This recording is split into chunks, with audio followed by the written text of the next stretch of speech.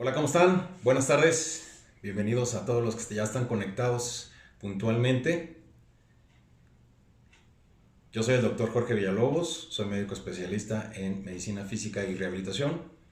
Tengo un posgrado en pediatría, tengo maestría y doctorado en alta dirección. Actualmente curso la maestría en medicina regenerativa. Soy profesor catedrático de la UNAM en la carrera de fisioterapia, la licenciatura de fisioterapia. Y bueno, pues hoy vamos a hablar sobre los usos y contraindicaciones de la tecarterapia. Bueno, ¿qué es la tecarterapia? Bueno, cuando hablamos de tecarterapia, muchas personas hablan de diatermias. Sí podemos englobar todas las radiofrecuencias de alta frecuencia como diatermias, pero como ustedes saben, nosotros somos un poquito más específicos. Entonces sí es muy importante hacer la diferencia. Entonces, ¿qué significa la tecarterapia? Bueno, sus siglas significan transferencia eléctrica, capacitiva y resistiva.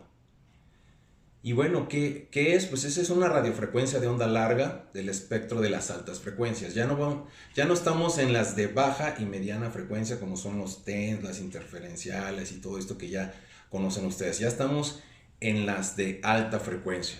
¿Sí? ¿Y qué es? Bueno, pues la tecarterapia es una interesante y vieja técnica que utilizábamos, que es, bueno, para los veteranos, ¿verdad? Que ya estamos un poco más, con más experiencia. Hablábamos de una radiofrecuencia llamada arzombalización. ¿Sí? Entonces, esta técnica se dejó de usar porque hubo ciertas complicaciones en algunos pacientes, hablando específicamente quemaduras, y por eso se descontinuó un poco. Entonces, la tecarterapia es esta técnica ya recuperada y perfeccionada. Trabaja en el rango entre 0.5 MHz y los 3 MHz. Y la mayor evidencia que puedes encontrar en la red, en los artículos médicos, es más o menos cerca de la frecuencia de los 0.448 MHz. Ahora, en esta esta tablita me gusta mucho, es del libro de Electroterapia en Fisioterapia de Rodríguez Martín. Y aquí tenemos clasificadas todas las altas frecuencias, ¿no? La Arzombal, que es la tecarterapia, la diatermia, la onda corta, la ultracorta, la microonda. Entonces, como ustedes pueden observar aquí, la Arzombal va cerca del 1 MHz. Los equipos generalmente vienen de 0.5 y de 1 MHz, aunque hay algunos que llegan hasta 3 MHz. Luego sigue la diatermia como tal, que está alrededor de los 10 MHz. La onda corta entre los 27 y 40, la ultracorta 432 y la microonda que va entre los 900 y los 2450. Grábense esta tablita. Ahora, ¿cómo va a funcionar la tecarterapia? Bueno, pues las diferentes frecuencias y longitudes de onda van a generar distintos efectos electrofísicos y electroquímicos y mecánicos también, por supuesto. Entonces, si las frecuencias son bajitas, como en el caso de la tecar, va a haber un desplazamiento de las cargas iónicas y de las masas eléctricas, y entre más altas sean las frecuencias, pues este desplazamiento ya no es tan efectivo, pero se agitan, ¿no? Las moléculas se rotan, excitan y hay un movimiento de iones, ¿no? Por eso es que también va a generar calor. Aquí tenemos otra tabla que es del libro Agentes Físicos en Rehabilitación de Cameron. Y aquí pueden ustedes observar diferentes técnicas, ¿no?, de tratamiento, como es la bobina de inducción, las placas de capacitancia, la microonda y el ultrasonido. La tecarterapia se parece mucho a las placas de capacitancia. Como ustedes pueden ver en la tabla, se atraviesa desde la grasa, músculo, llega al hueso, vuelve, atraviesa, pasa al músculo del otro lado y la grasa del otro lado de donde están las placas. Algo similar pasa con nuestro circuito de tecarterapia. Entonces, para los que se conectaron y se animaron a ver esta charla y no son médicos, no son fisioterapeutas, bueno, este equipo funciona por medio de ondas, de radiofrecuencia. La onda de la tecarterapia se parece más a la primera imagen, la que está hasta arriba. Es una onda larga, sinusoidal. La de abajo podría ser una diatermia y la de abajo podría ser, la de hasta abajo podría ser una microonda. Entonces, la tecarterapia puede ser continua o pulsada de acuerdo a cómo nosotros programemos nuestro equipo. Y la transferencia de energía se puede hacer de forma capacitiva o resistiva. De ahí su nombre que ya lo vimos, ¿no? Ok. Capacitiva y resistiva. ¿Qué es esto? La modalidad capacitiva va a resonar, ¿no? O genera una resonancia en los tejidos que tienen más agua. Por ejemplo, los músculos, el tejido vascular o linfático. Y la modalidad resistiva va a resonar sobre tejidos carentes de agua o con poca agua, como sería el caso de los huesos, cartílagos, tendones o aponeurosis. Como ustedes pueden ver en la imagen, tenemos los electrodos capacitivos y resistivos. Si son minuciosos van a ver que el electrodo capacitivo está aislado, tiene una capa, una cubierta, y el resistivo es el metal directo. Es lo que hace que sea más potente, más profundo. Entonces, la intensidad del campo electromagnético y el tejido van a determinar la cantidad de energía que se va a absorber. Y esta energía absorbida va a generar calor. Entonces, he aquí el problema de la tecarterapia. Aquí empiezan los problemas, porque no se puede hacer una receta de cocina para los pacientes y que a todos se les dé igual. Hay que independizarlos, hay que hacer tratamientos individualizados, porque necesitamos ver qué es lo que vamos a hacer o qué es lo que queremos obtener, el tipo de tejido que vamos a trabajar, el tipo de cabezal que vamos a utilizar. Entonces, aquí es donde se empieza a complicar un poco la cosa, pero se los voy a tratar de digerir para que ustedes también puedan aplicar este método de terapia. Entonces, ¿qué necesitamos saber para poder aplicar la tecarterapia? Bueno, primero, la frecuencia de la corriente con la que vamos a trabajar. La resistencia o la impedancia que ofrecen los tejidos que vamos a trabajar. El circuito, el aplicador, que ya sea capacitivo o resistivo, que es lo que estamos diciendo, y la potencia que vamos a necesitar para poder calentar ese tejido que vamos a trabajar. Bueno, con la tecarterapia vamos a tener efectos térmicos y efectos no térmicos. El efecto térmico se va a basar en la ley de Joule, donde la corriente que atraviesa los tejidos es multiplicada al cuadrado, multiplicada por la resistencia de los mismos, de los tejidos, que nos va a dar una potencia. Y si mantenemos el tiempo suficiente, produciremos calor. ¿Y qué efectos fisiológicos vamos a obtener con esta técnica? Bueno, si nosotros pudiéramos tener una cámara térmica en el momento que estamos aplicando esta técnica, ustedes verían, o sea, nosotros ponemos nuestro cabezal de manera distal y nuestra placa proximal y la dejamos en la modalidad resistiva y nosotros tenemos nuestra cámara encima. Ustedes podrían ver cómo empieza a haber un aumento en la temperatura de los tejidos y que va hacia la placa, ¿sí? Obviamente, este aumento de la temperatura pues va a activar, como vemos en la tabla, el sistema nervioso vegetativo, va a activar los mecanismos de autorregulación térmica del organismo, va a haber una hiperemia, una vasodilatación, va a haber una renovación del tejido intersticial, se va a alcalinizar el ambiente celular, va a haber una eliminación de residuos metabólicos, va a mejorar el nivel de la polarización celular, una analgesia, ¿no? Por medio de origen bioquímico, es decir, cuando nosotros vasodilatamos, pues hacemos que se vayan todos nuestros elementos inflamatorios y estas sustancias que generan dolor, como la sustancia P, las interleucinas, los leucotrienos, etcétera, ¿no? Y por ende, pues vamos a tener una relajación muscular.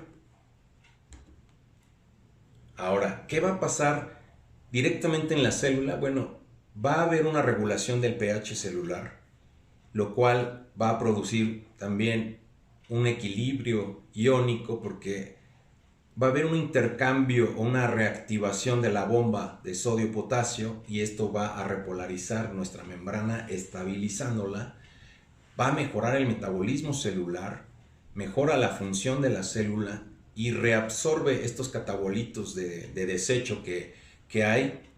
Va a haber una diapedesis de los elementos de defensa, de los linfocitos y de los fagocitos, para mejorar la respuesta inflamatoria.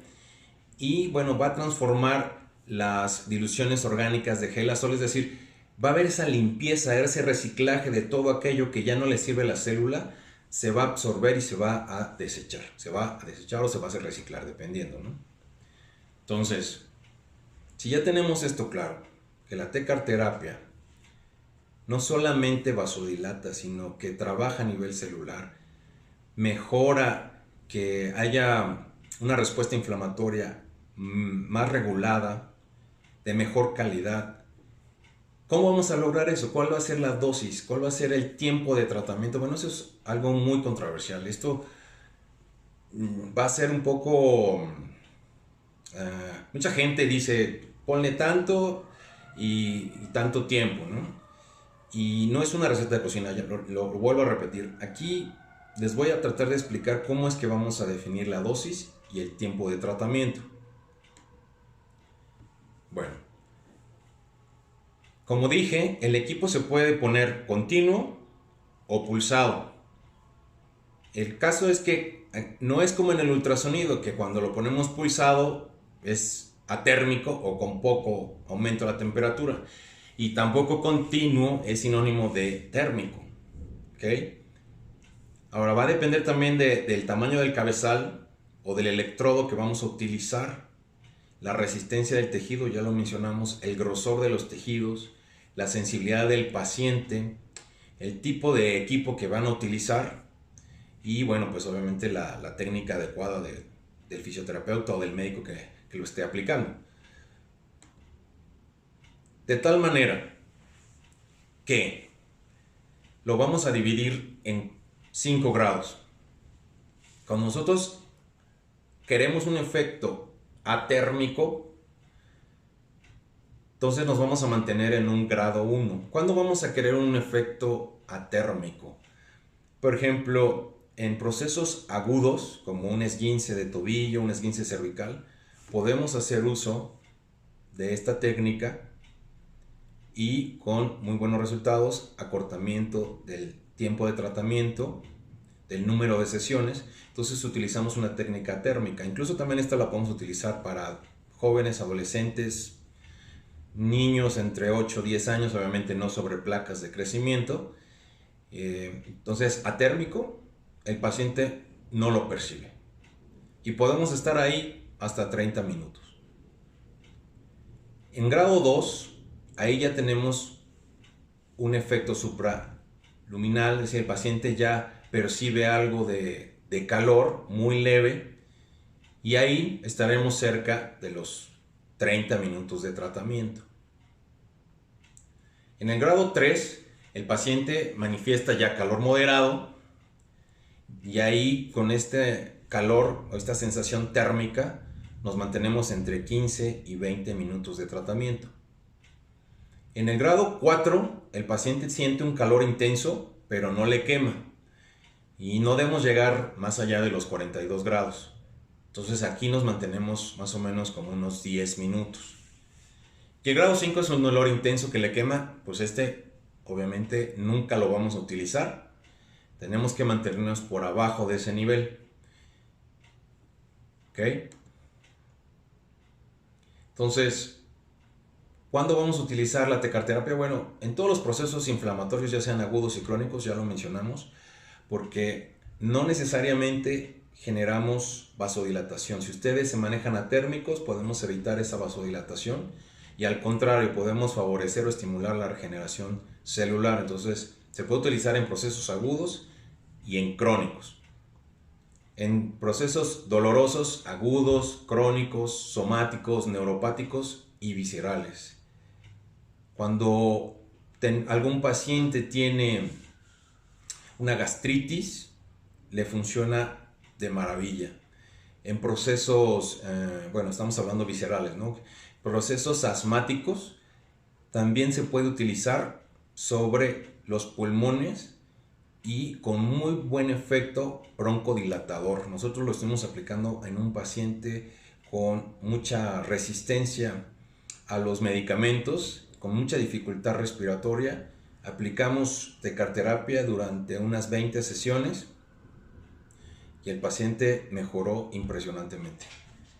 Entonces también, ahorita vamos a platicar de algunos otros padecimientos en los que podemos utilizar. En la medicina estética es donde tiene más punch esta técnica. ¿Por qué? Porque como actúa sobre la colágena y sobre la regeneración celular, los pacientes a los que se les aplica hay mayor tensión a nivel de la piel, por ejemplo. Si se aplica en las piernas, se desaparece la celulitis porque destruye la grasa y la reacomoda, la redistribuye. Entonces se desaparece la celulitis.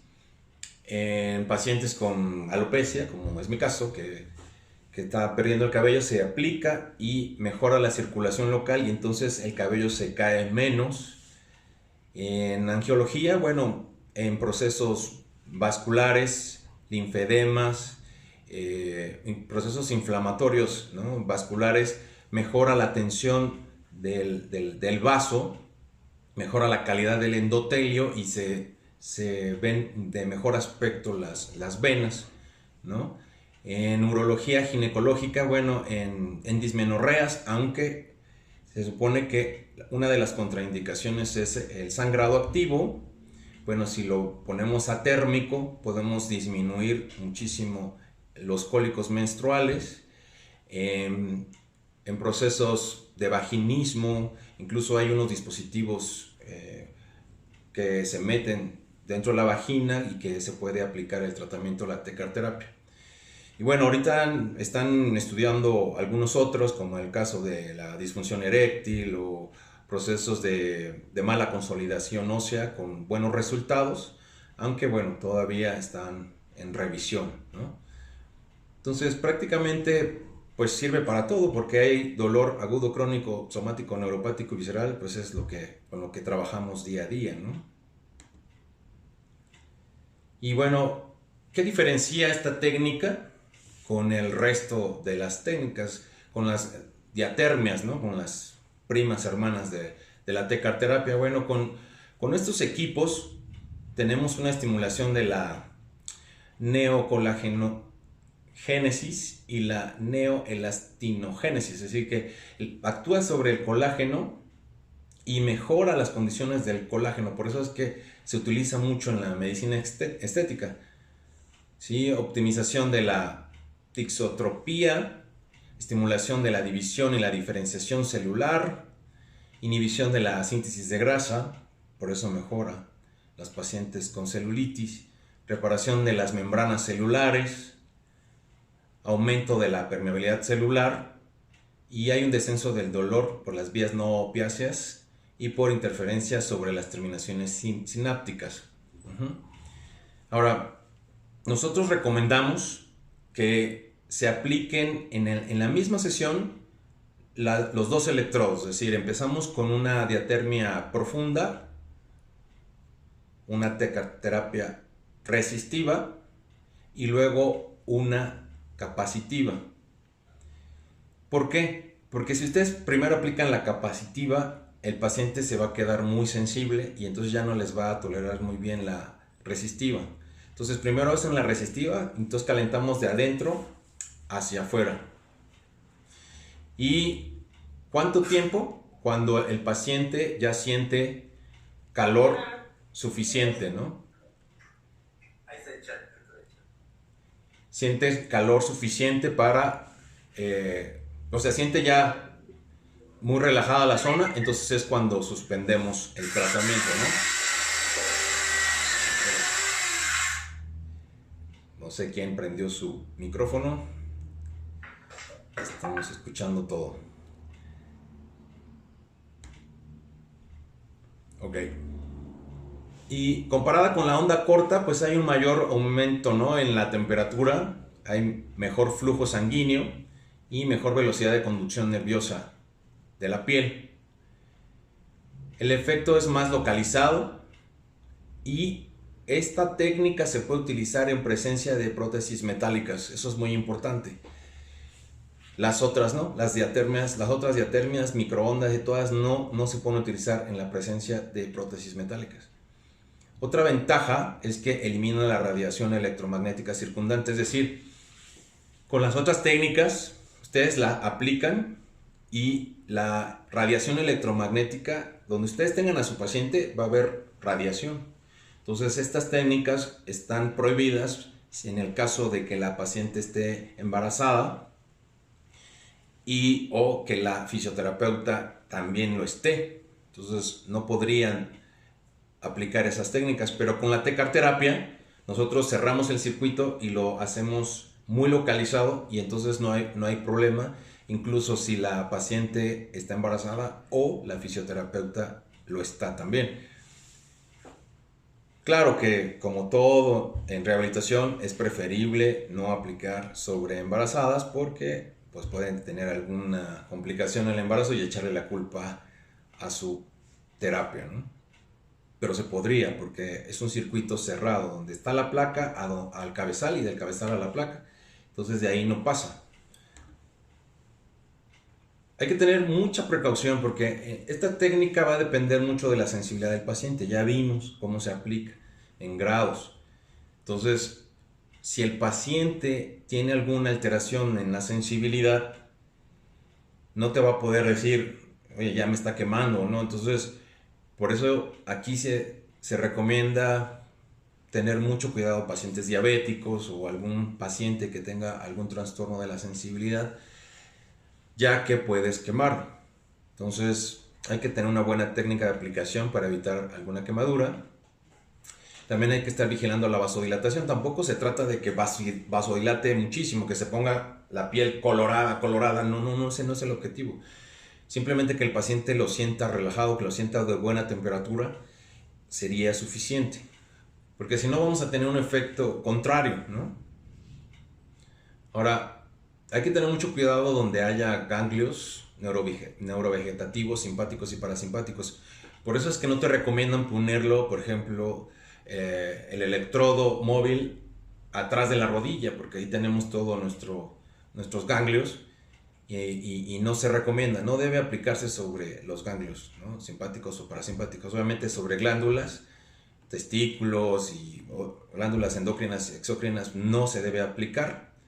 Y aquí, bueno, lo ponen como una precaución, no es una contraindicación, embarazo y niños. Ahora sí, ¿en cuáles patologías va a estar 100% contraindicado? Bueno, en todas las del calor, ya saben, infecciones, cáncer, ¿no? Los marcapasos, esto sí es muy importante. El paciente no debe tener ningún tipo de dispositivo electrónico, aunque no se aplique cerca del dispositivo. No se debe aplicar. Si el paciente tiene marcapasos o dispositivos electrónicos, no se aplica. Obviamente en la tromboflebitis aguda, ¿no?, en los pacientes que estén tomando anticoagulantes por esa movilización, vasodilatación de lo que sería la sangre, no debemos utilizarlo porque entonces podemos llegar a causar una hemorragia, la hemofilia, que sería el mismo caso, sangrado activo, y aquí pusieron material de osteosíntesis. No se debe poner sobre material de osteosíntesis en un grado 3 o 4. Por debajo de esos grados sí se puede poner. y de hecho lo hemos puesto y no ha habido ningún problema.